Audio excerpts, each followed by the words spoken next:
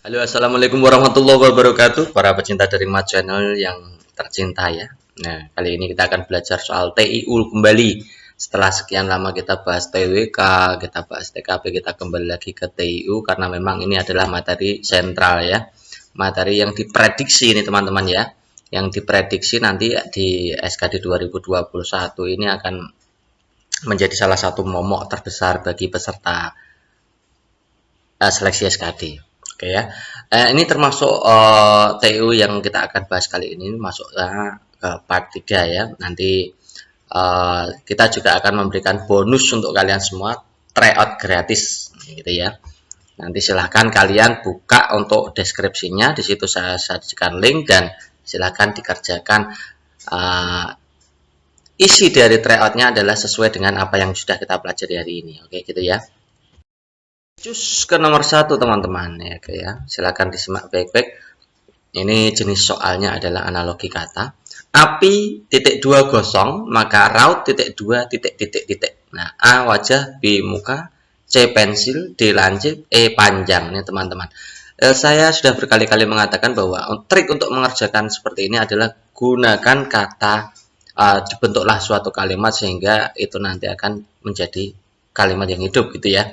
Contohnya begini teman-teman, api gosong itu kalau kita buat seperti ini. Contohnya ini hanya sekedar contoh ya. Api membuat sesuatu jadi gosong, nih bacanya berarti apinya di sebelah apinya dulu berarti. Api membuat sesuatu jadi gosong. Maka raut membuat sesuatu jadi apa? Apakah sesuatu jadi wajah? Tidak mungkin. Apakah sesuatu jadi muka? Tidak mungkin. Apakah sesuatu jadi pensil? Tidak mungkin. Apakah sesuatu jadi lancip? Iya. Apakah sesuatu jadi panjang? Tidak mungkin. Jadi jawabannya adalah lancip. Nah, begitu mudah teman-teman.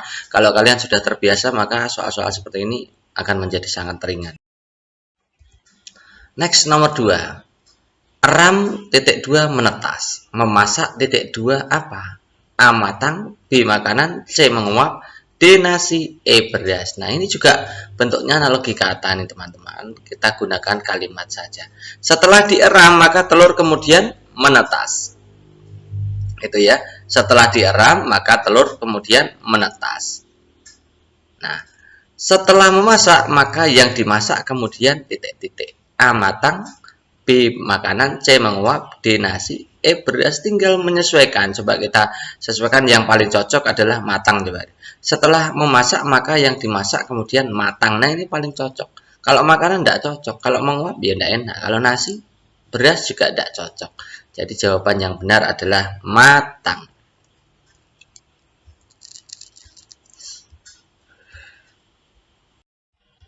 Nomor 3 teman-teman, ini masuk ke soal barisan deret. Nah, deretnya adalah 3, 9, 11, 33, titik titik titik, titik titik titik, dan 107. Nah, teman-teman, ini kita akan analisa, ini kira-kira barisannya jenis apa ya. 3 ke 9, coba kita ambil yang metode tunggal dulu ya. 3 ke 9 itu, kalikan 3 aja ya, berarti ini kalikan 3. Kemudian 9 ke 11, ini ditambah 2. Coba kita cek yang ini. Oh, ini juga kalikan 3. Berarti ini positif ya, ditambah 2. Jawabannya berapa? 35. Ini setelah ditambah 2, kalikan 3 lagi. Ketemunya 105. Coba kita cek, benar enggak ini? Ini ditambah 2, 107 pas. Berarti jawabannya adalah 35 dan 105. Next, number 4. Oke, ini agak bahasa Inggris juga ini ya kawan-kawan ya. Belajarnya supaya tidak terlalu tegang, tapi juga masuk esensinya.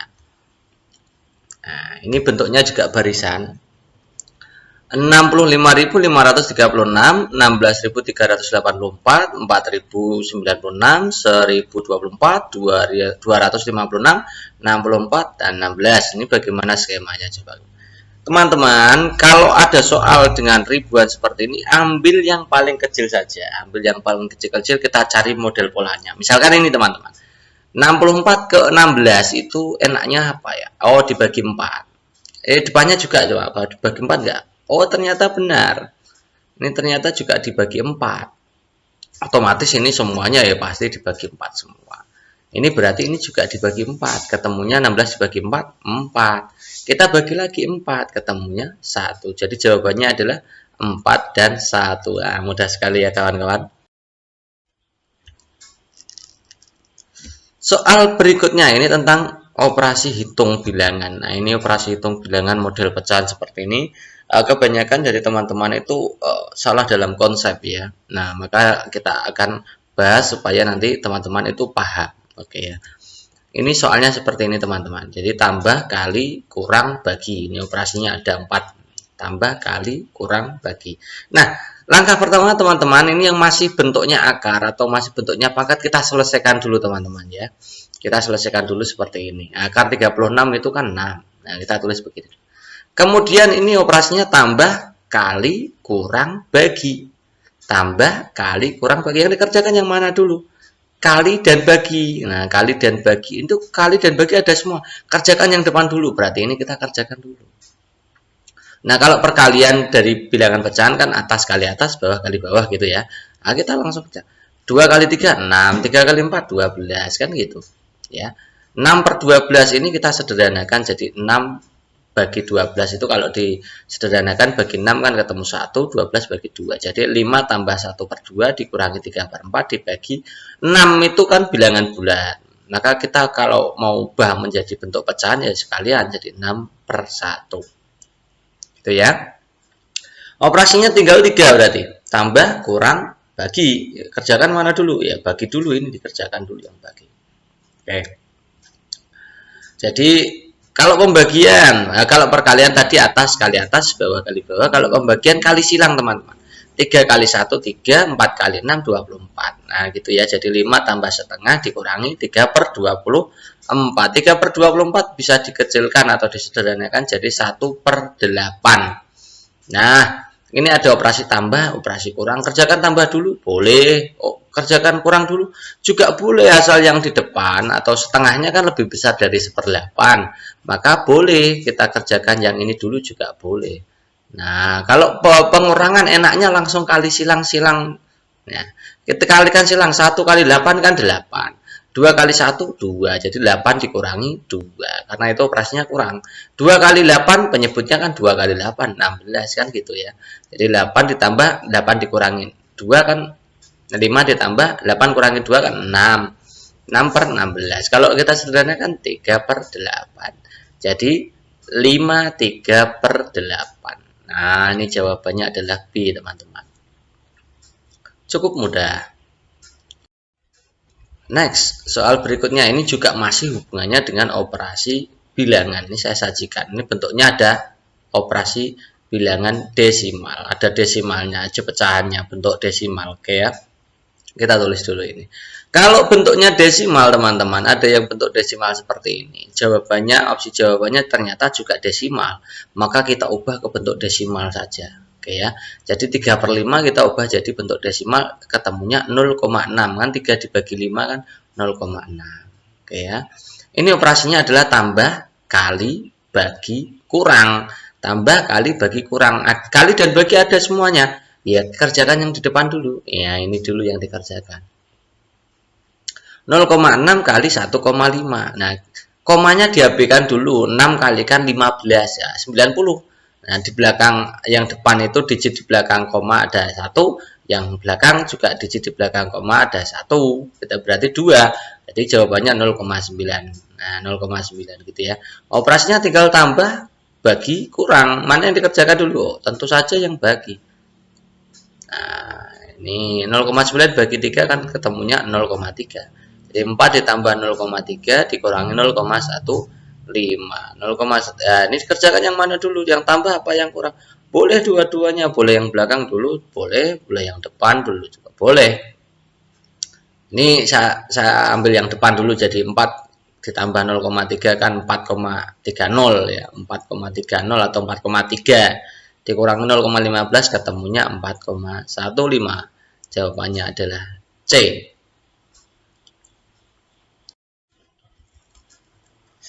Next number, nah number 7 ini ya, nomor 7. Ini adalah jenis soal perbandingan kuantitatif nih ya teman-teman. Saya sudah pernah mengajarkan di video yang dulu-dulu yang sebelumnya. Itu cara menyelesaikan soal-soal yang berhubungan dengan perbandingan kuantitatif. Silakan kalian cari videonya, perdalam di situ. Materinya lengkap ya teman-teman, bagaimana cara menyelesaikan soal-soal bentuknya perbandingan kuantitatif. Ini kita ambil lagi contohnya begini teman-teman. P adalah jumlah dari bilangan ganjil dan genap antara 0 dan 11. Artinya bilangan ganjil dan genap itu ya bilangan bulat itu ya. Bilangan bulat antara 0 dan 11. Ini bahasa antara 0 dan 11 itu 0 dan 11-nya tidak usah ikut kalau tulisannya antara. Jadi kalau ditulis 1, 2, 3 ditambahkan semuanya kita jumlahkan. Bagaimana cara menjumlahkan 1 tambah 2 tambah 3 tambah 4 tambah 5 tambah, itu boleh kalian jumlah secara manual. Boleh, terserah suka-suka kalian. Yang penting bisa jawab ya. Kalau saya biasanya pakai rumus cepat saja. Nih, 10 itu artinya ada 10 bilangan ya. 1 sampai 10 kan 10 bilangan. Dibagi 2. Ini 2 ini rumus baku, dan tidak usah ditanyakan ya. 10 dibagi 2. Nah, yang 1 itu suku paling depan. Ya, 10 itu suku paling belakang gitu ya. Jadi 10 yang 10 per 2, 10 per 2 itu 10-nya adalah banyaknya data, yang 10 bagian belakang itu adalah suku terakhir nilainya berapa. Jadi kalau kita hitung kan 10 dibagi 2 kan 5, 1 tambah 10, 11. Jadi 5 kali 11 ketemunya 55. Oh ternyata P itu nilainya 55. Q berapa? Q ternyata juga 55. Oh maka otomatis jawabannya adalah C. P sama dengan Q, kan gitu ya. Nomor 8, masih ke perbandingan kuantitatif, yaitu membandingkan antara X dan Y. X adalah 9 kali 1/4. Y 1/4 ditambah 5 per 2. Kita selesaikan, kita kerjakan satu persatu. Kita cari X-nya dulu. 9 kali 1/4. Nah, 9 kali 1/4 kan 9 kali 1, 9/4. Nah, jadi 9/4 itu aja ya. Sekarang kita hitung Y. 1/4 ditambah 5 per 2. Nah, tambah-tambahan ya. Kalau tambah-tambahan seperti tadi ya. Kalikan silang aja. 1 kali 2, 2. 4 kali 5, 20. 4 kali 2, 8. Nah, 2 ditambah 20, 22 per 8. Kalau disederhanakan, 11/4. Jadi Y-nya 11/4, X-nya 9/4. Besar mana antara X dan Y? Tentu besar yang 11/4. Jadi Y-nya lebih besar daripada X. Mana ini? Nah, Y lebih besar dari X. Itu ya. Next, soal berikutnya teman-teman. Ini soal yang sering keluar juga. Ini juga masuknya di perbandingan kuantitatif. P adalah kecepatan Budi ke suatu tempat 300 km per jam dengan waktu 30 menit. Q adalah 20 km. Oh, jadi P dan Q ini hubungannya adalah hubungan jarak. Maka kita selesaikan dulu yang P. Jaraknya berapa kan gitu ya. Kita tahu rumus jarak kan V kali T. Nah, V-nya adalah 300, T-nya itu bentuknya masih menit teman-teman ya. Jadi kan jam. 30 menit itu berapa jam? Tentu setengah ya, setengah jam kan gini ya. Nah, jadi 300 kali setengah, 300 bagi 2, 150 km. Jadi P ini 150 km ya. Sedangkan Q 20 km. Oh, tentu P lebih besar daripada Q gitu ya. Jadi jawabannya adalah A.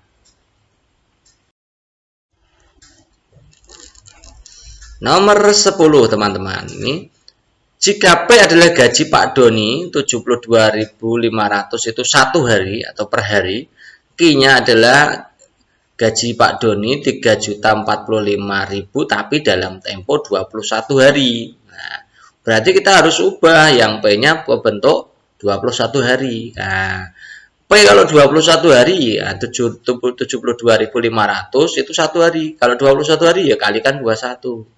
Jawabannya 1.522.500. Nah, sementara yang Q tadi adalah 3.045.000. Nah, hubungannya apa P dan Q? Hubungannya apa? Ini P sama dengan Q, tidak mungkin. P lebih besar dari Q? Ya tidak mungkin, kan P lebih kecil ya kan. 2Q sama dengan P. 2Q sama dengan P. Q-nya kan lebih besar, maka kalau 2 kali lebih besar kalikan Q sama dengan P, tidak mungkin juga ya. 2P sama dengan Q ya. 2 kali P. 2 kali 1.522.500 ini hasilnya pas.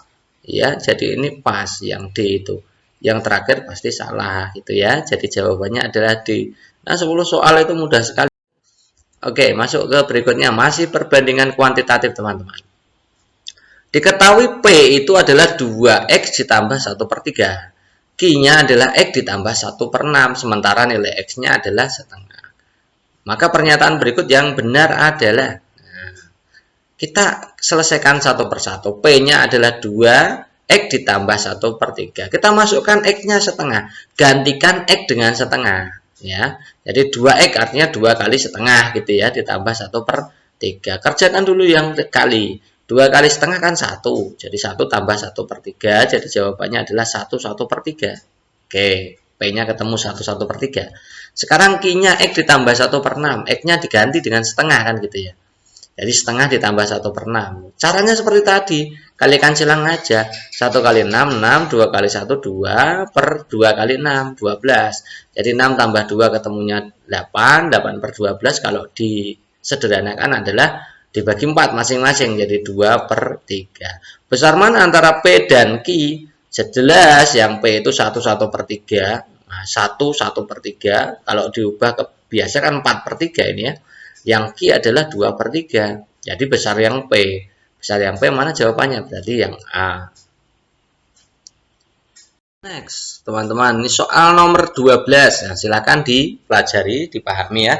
Ini adalah soal cerita, jenis perbandingan. Ini juga sudah saya berikan untuk soal-soal untuk materi dari perbandingan. Berbagai macam soal perbandingan sudah kita bahas. Bagaimana menentukan untuk perbandingan senilai, bagaimana kita menentukan perbandingan berbalik nilai. Itu sudah ada di video sebelumnya. Silahkan kalian cari playlist yang untuk SKD, yang SKD-nya dicari ya, untuk playlistnya. Silahkan dicari untuk bagian perbandingan, soal-soal perbandingan. Oke, kita bahas ya teman-teman. Jika 18 pekerja itu selesai 2 minggu, jika 7 hari, maka butuh tambahan pekerja berapa? Gitu ya. Jadi ini membandingkan antara pekerja dan hari. Nah, bagaimana cara menentukan itu senilai apa berbalik nilai? Coba perhatikan begini teman-teman. Jika pekerjanya itu menjadi tambah banyak, jika pekerjanya itu banyak, maka waktunya kan jadi sedikit. Oh, yang satu pekerja dinaikkan malah waktunya menjadi berkurang, ya kan? Berarti perbandingannya berbalik nilai.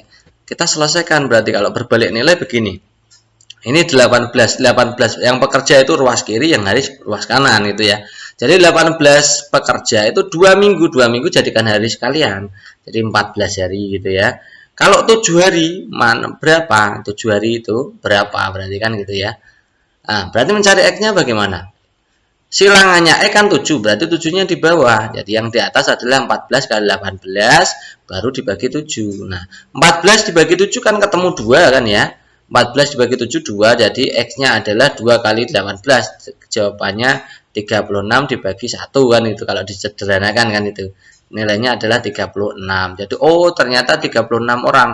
Jadi kalau 7 hari itu butuh 36 orang. Maka pekerja tambahannya berapa? Ya 36 kita kurangi dengan mula-mula tadi pekerjanya berapa? 18. Jadi 36 dikurangi 18 ketemunya adalah 18. Jadi butuh tambahan pekerja. Ini yang ditanyakan adalah tambahan pekerja. Jadi jawabannya adalah B.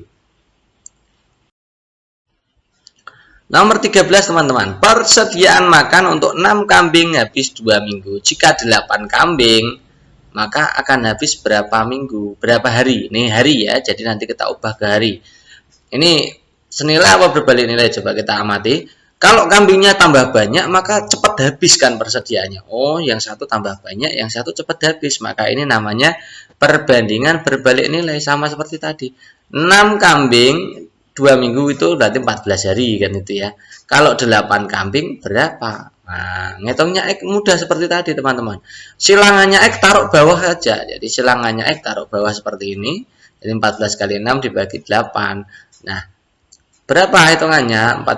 14 kali 6 kan 84 dibagi 8. Ketemunya berapa? 10,5 hari ya kan? 10,5 hari itu kalau bentuknya pekerja dan hari itu kalau membulatkan itu naik ke atas. Meskipun itu di bawah 5 komanya ya, tetap dinaikkan ke atas jadi 11 hari. Jadi jawabannya adalah B. Nomor berikutnya ini masih bentuk soal cerita perbandingan. Ternyata teman-teman, soal-soal bentuk perbandingan ini banyak sekali keluar. Makanya saya punya terinspirasi untuk membuat video tentang perbandingan.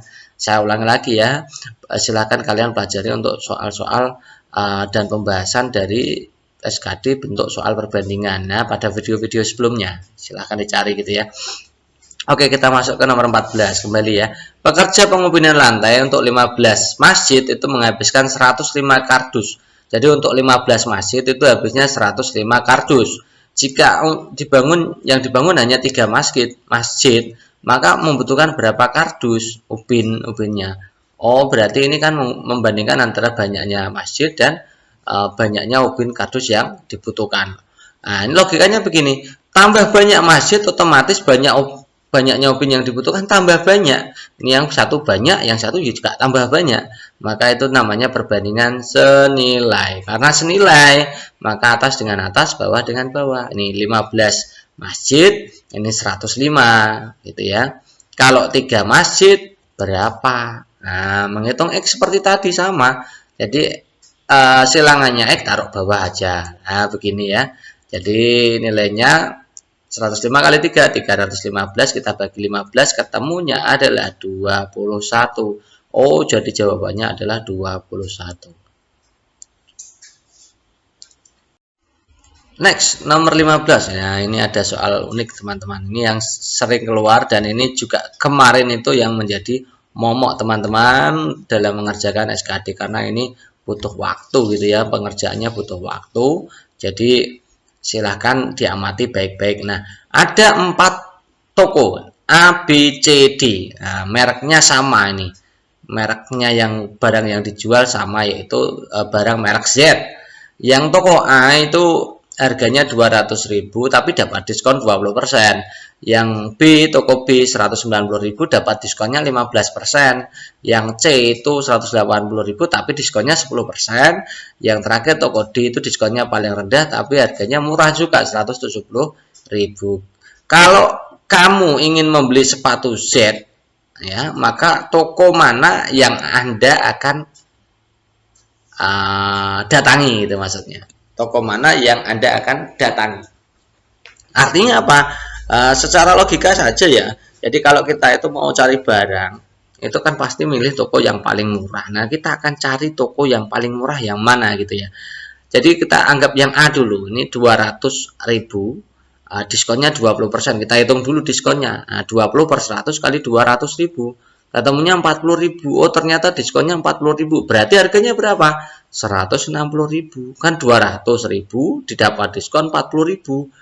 Jadi ketemunya harga akhirnya adalah 160.000. Nah, toko B 15 per 100 kali 190.000 ketemunya 28.500. Berarti 190.000 kita kurangi 28.500. Hasilnya berapa? Oh, 160.500. Oh, jadi toko B dan toko A itu murah toko A gitu ya. Toko C sekarang kita hitung 10 per 100 kali 180.000 ketemunya 18.000, diskonnya 18.000, harganya 180.000, maka harga akhirnya berapa? 162.000. Oh, ternyata lebih mahal lagi toko C ya. Toko D ternyata diskonnya setelah dihitung itu 8.500, berarti harga akhirnya 161.500. Oh, jadi yang paling murah yang mana? Tentu saja adalah toko A.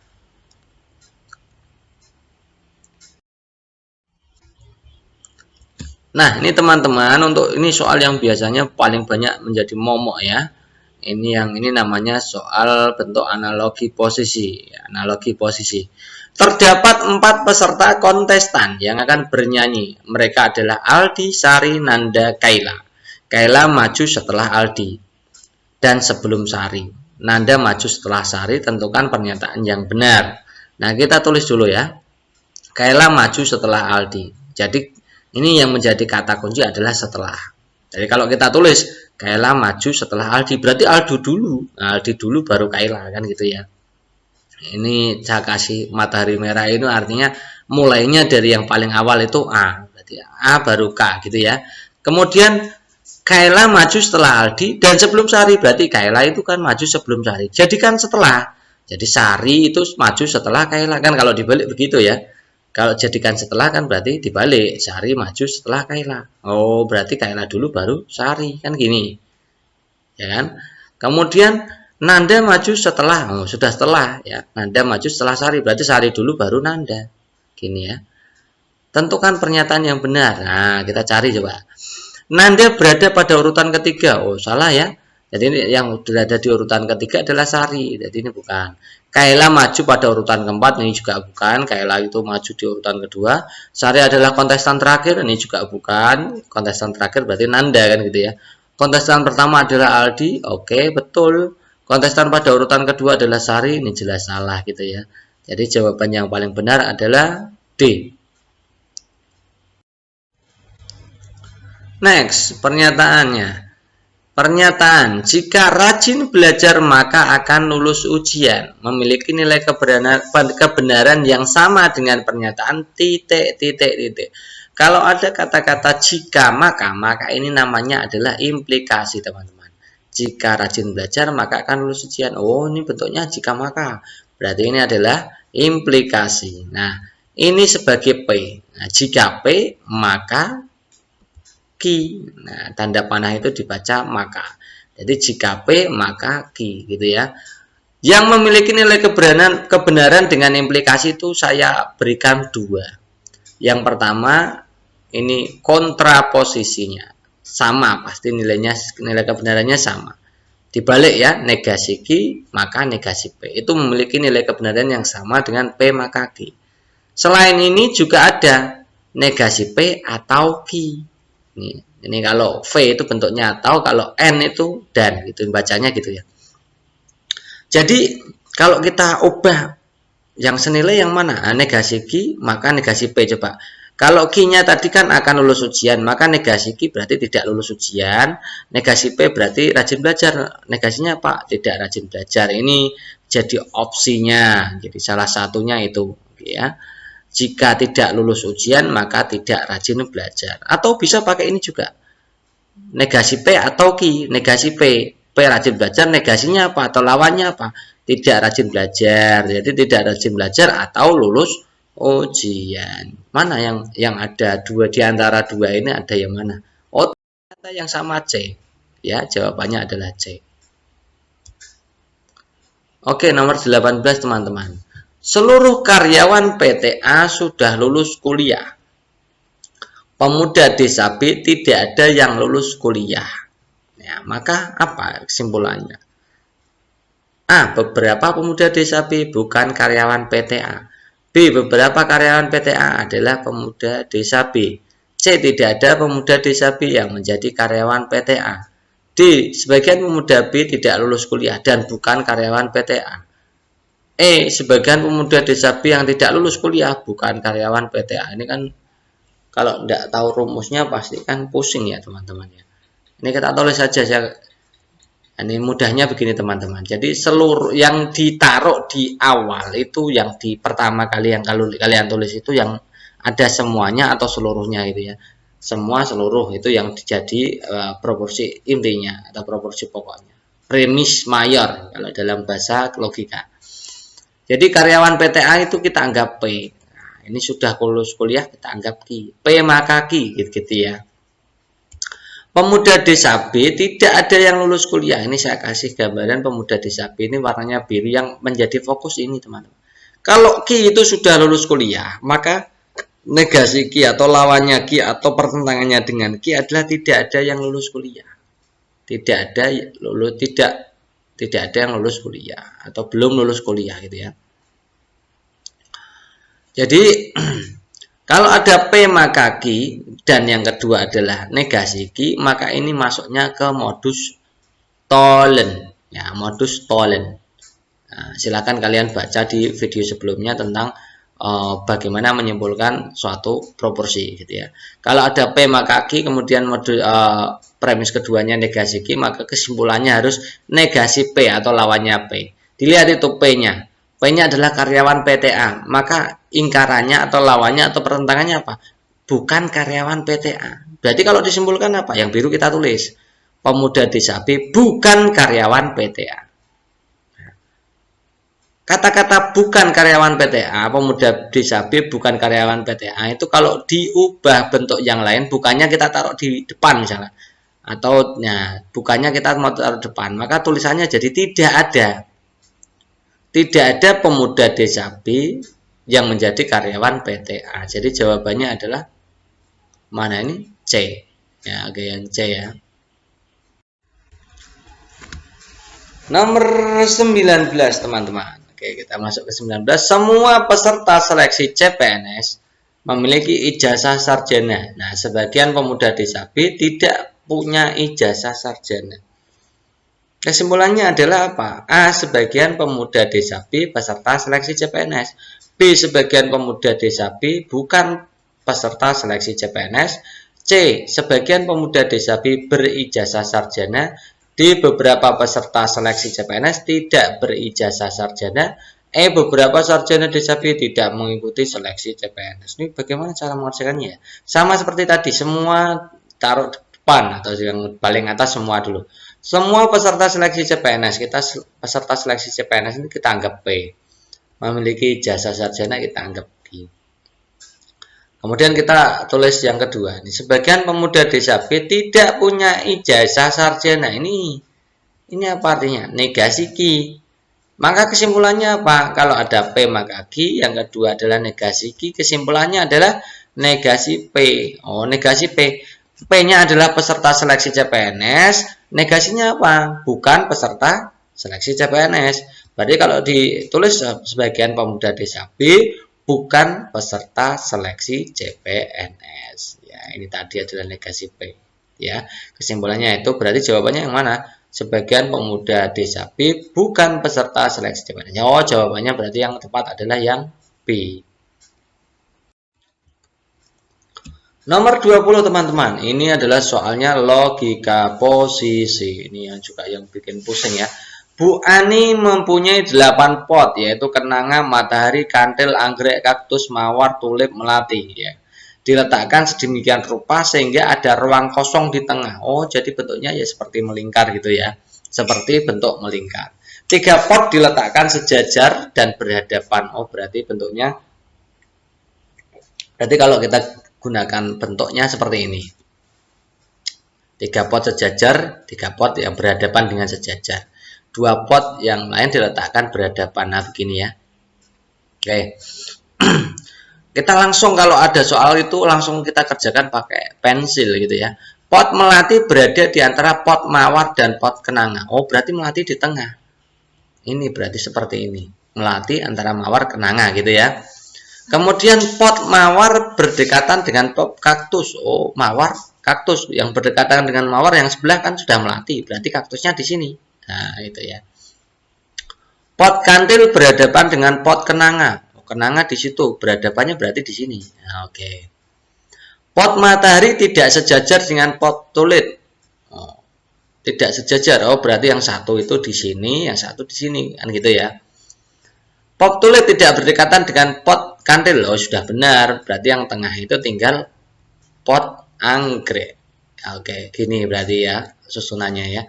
Pernyataan yang benar, kita cek satu-satu teman-teman, sesuai apa yang sudah kita analisa. Pot kaktus berhadapan dengan pot tulip. Benar nggak itu? Oh, salah. Ini yang salah. Pot anggrek berada antara pot kantil dan matahari. Anggrek itu kantil, matahari. Oh, salah. Pot tulip berhadapan dengan pot kaktus. Tulip kaktus. Oh, bukan. Ya. Pot kantil berdekatan dengan melati. Kantil pot kantil berdekatan dengan pot melati. Oh, juga enggak. Pot kenanga berhadapan dengan pot tulip. Enggak loh, ya enggak ada jawabannya ini. Yang mana? Pot anggrek berada di antara pot kantil dan matahari. Bukan. Pot kaktus berhadapan dengan pot tulip. Enggak ada ya. Pot tulip berdekatan dengan pot kaktus. Oh, benar ya, yang C yang benar ya teman-teman. Pot tulip itu berdekatan dengan pot kaktus. Jadi jawabannya adalah C. Nomor 21. Ini masih ke logika posisi. Ada 8 atlet yang duduk pada 2 baris kursi yang berhadapan. 8 atlet berada di dua garis berhadapan. Jadi kalau kita gambar seperti ini, ya.